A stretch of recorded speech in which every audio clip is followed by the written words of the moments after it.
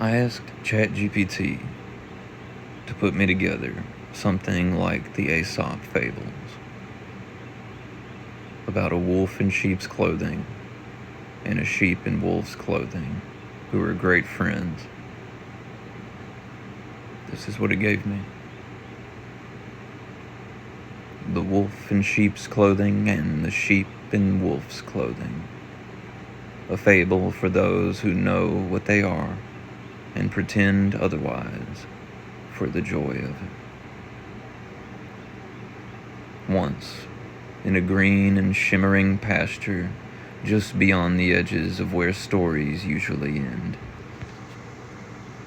there lived two peculiar friends, a wolf in sheep's clothing and a sheep in wolf's clothing.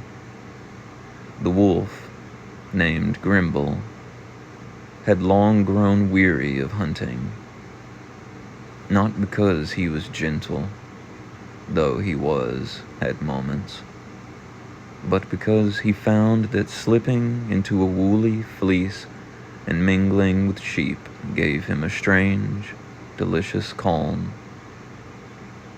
He loved their quiet munching, their still eyes, the way they gathered under moonlight and said absolutely nothing for hours. He didn't pretend to be one of them to deceive, not anymore. He simply liked it. The sheep, named Elia, had always felt out of rhythm with her flock. She had a mind full of thunder and hooves that longed to roam. So one day, she stitched together a pelt from a wolf who had fallen naturally and with dignity, and wore it like a cloak.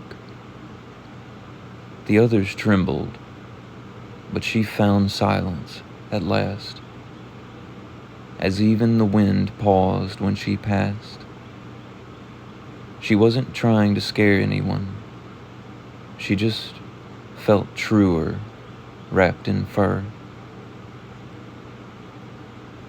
Grimble met Elia one dusk while watching clouds roll like silver sheep over the hills.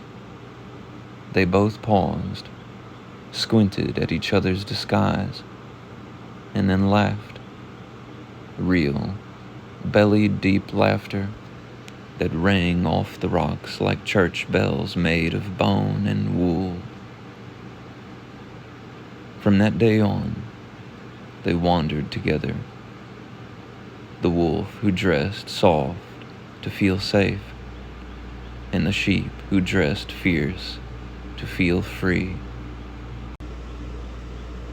The other animals whispered, as animals do. One is hiding. One is lying. One is mad. One is dangerous. But none of them could say which was which. Grimble and Elia didn't care. They knew what they were and what they weren't, and they loved each other for both. When danger came, as it always does in fables, they didn't fight it with tooth or flee with hoof. They simply stood together, back to back, one in fleece, one in fur, both exactly themselves in their chosen disguise. The danger got confused, felt seen somehow, and wandered off. The moral of the story is, some wear masks to deceive, some wear masks to breathe, and a rare few wear them together, not to hide from the world, but to walk beside one another in it, freely cloaked, deeply known.